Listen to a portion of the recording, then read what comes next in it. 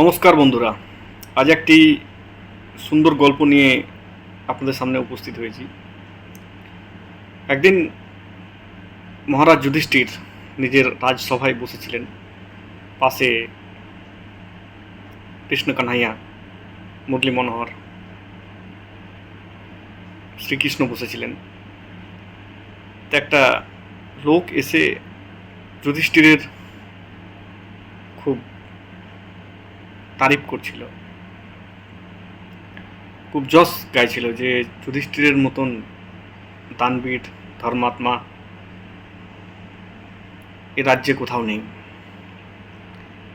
তো শ্রীকৃষ্ণ কানহাইয়া মন্দ মন্দ হাসছিল, মুস্কুরা ছিল। যুধিষ্ঠিরের নজর যখন শ্রীকৃষ্ণ দিকে যায়, তখন যুধিষ্ঠির মাধবকে জেগে দেখে প্রশ্ন করে যে, হে মাধব, তোমার এই হাসি কিছু অন্য ইঙ্গিত করছে। তুমি কি মানো না যে আমি ধর্মাত্মা বা আমি দানবীর? আমার ধর্মাত্মা বা দানবীর হওয়ার বিপক্ষে কি তোমার কোনো রায় আছে? তখন শ্রীকৃষ্ণ ভগবান বললেন যে এর জবাব আমি একদিন আপনাকে দেব। তো যথারীতি রাজ্যে তুমুল বর্ষণ চালু হয়। 7 দিন ধরে অতিবৃষ্টি, সব জায়গায় জল জল জল জলময় হয়ে যায়, বন্যা দেখাতে। তো এই অবস্থায় আবারও একদিন শ্রীকৃষ্ণ ভগবান ও যুধিষ্ঠির রাজ্যসভায় বসেছিল। হঠাৎ একজন ঋষি, একজন সাধু রাজসভায় উপস্থিত হয় এবং যুধিষ্ঠিরের কাছে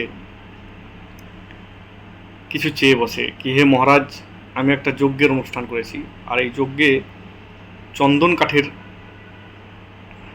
দরকার। এই যজ্ঞের যে আহুতি হবে সেটা চন্দন কাঠ দিয়ে করা হবে, কিন্তু সমস্যা এই যে আমার কাছে চন্দন কাঠ নেই। তো যদি আপনি মহারাজ যদি কিছু চন্দন কাঠের ব্যবস্থা করে দিতে পারেন তাহলে আমি ধন্য হই। তো যুধিষ্ঠির ঠিক আছে এবং সৈন্যদের ডাকে এবং বলে যে এই ঋষি বা সাধুর যা চন্দন কাঠের দরকার তা ভাণ্ডার থেকে নিয়ে এসে একে দেয়া হোক। সৈন্যরা ছুটে ভাণ্ডারে গিয়ে দেখে যে অতিবৃষ্টির কারণে শুকনো চন্দন কাঠ পাওয়া গেল না, ভাণ্ডারে নেই, মজুদ নেই। ওরা জঙ্গলের দিকে ছুটলো, কিন্তু বৃষ্টির কারণে সব জায়গায় শুকনো চন্দন কাঠ মেলা মুশকিল হয়ে গেল। তার কারণ সব জায়গায় বৃষ্টি বৃষ্টি, জল আর জল। তো সৈনিকরা এসে মহারাজকে খবর দিল কি, মহারাজ, এই মুহূর্তে শুকনো চন্দন কাঠ পাওয়া খুব মুশকিল এবং এর জোগাড় করা গেল না।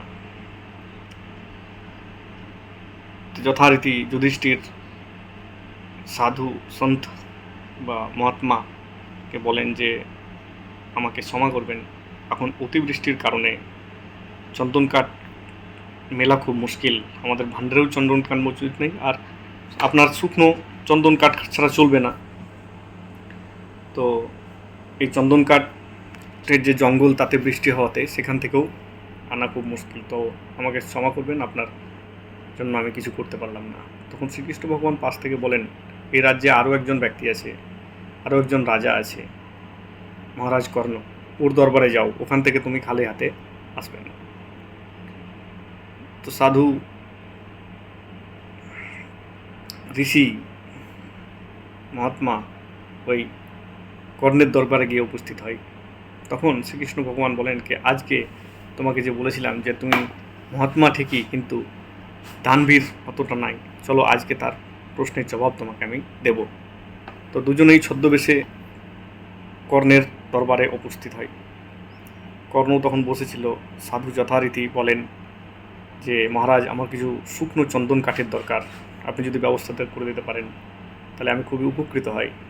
আমি একটা যজ্ঞের আয়োজন করেছি এবং সেই যজ্ঞে এই চন্দন কাঠ দিয়ে এই যজ্ঞ সম্পন্ন হবে। তো যথারীতি কর্ণ সৈন্যদের ডাকে এবং আদেশ দেয় যে ঋষির জন্য বা সাধুর জন্য যে চন্দন কাঠের দরকার আমাদের ভাণ্ডার থেকে নিয়ে এসে বা কোথা থেকে ব্যবস্থা করে দাও। ওরা সৈন্যরা ছুটে ভাণ্ডারে চন্দন কাঠ পাওয়া যায় না। তখন ওরা জঙ্গলের দিকে ছুটে, জঙ্গলেও অতিবৃষ্টির কারণে, বন্যার কারণে কোনো শুকনো চন্দন কাঠ পাওয়া যায় না। সৈন্যরা এসে খবর দেয় কি মহারাজ, চন্দন কাঠের মেলা খুব মুশকিল, কারণ অতিবৃষ্টির কারণে আমাদের ভান্ডারে যে চন্দন কাঠ ছিল সব ব্যবহার হয়ে গেছে এবং নতুন চন্দন কাঠ জোগাড় করাও মুশকিল, তার কারণ অতিবৃষ্টির কারণে সবই ভিজে। কর্ণ কিছুক্ষণ চিন্তা করে, তারপর বলে কি ঠিক আছে, আমি যখন ঘুমোতে যাই তখন প্রতিদিনই দেখি যে আমার যে পালঙ্ক এবং আমার যে চৌকাঠ সেটা চন্দন কাঠের তৈরি। যাও, আমার পালঙ্ক ভেঙে দাও এবং চন্দন কাঠের জন্য আমার চৌকটও ভেঙে দিয়ে সাধুজির, মহাত্মাজির, ঋষির চন্দন কাঠের ব্যবস্থা করো। সবাই যায়। মহারাজের কর্ণের পলঙ্ক ভাঙে এবং চৌকাঠ ভেঙে যথারীতি ঋষিকে চন্দন কাঠের ব্যবস্থা করে দেয়। তখন শ্রীকৃষ্ণ ভগবান বলেন যে মহারাজ যুধিষ্ঠির, আপনার পলঙ্ক চন্দন কাঠের তৈরি এবং আপনার চৌকাঠ ও চন্দন কাঠের তৈরি, কিন্তু আপনার মনে এই চিন্তাটা আসেনি যেটা কর্ণের মনে এসেছে। তাই দানবীর কর্ণই, কর্ণের মতো দানবীর মেলা মুশকিল। তো যুধিষ্ঠিরও সম্মত হয়। তো বন্ধুরা, দেওয়ার ইচ্ছা থাকলে যে কোনো জায়গা থেকে দেওয়া যায়, আর দেওয়ার সৎ ইচ্ছা থাকতে হবে। আর এটা সবাই জানে যে যতটুকু দেবে তার বহুগুণ হয়ে ফেরত আসে। তো আশা করি আপনাদের গল্পটি ভালো লাগলে চ্যানেলটিকে সাবস্ক্রাইব করবেন, লাইক শেয়ার কমেন্ট করতে ভুলবেন না। আর এই ধরনের ভিডিও পাওয়ার জন্য বেল আইকন অবশ্যই প্রেস করবেন। এর মতো এখানেই বিমল চ্যাটার্জির নমস্কার।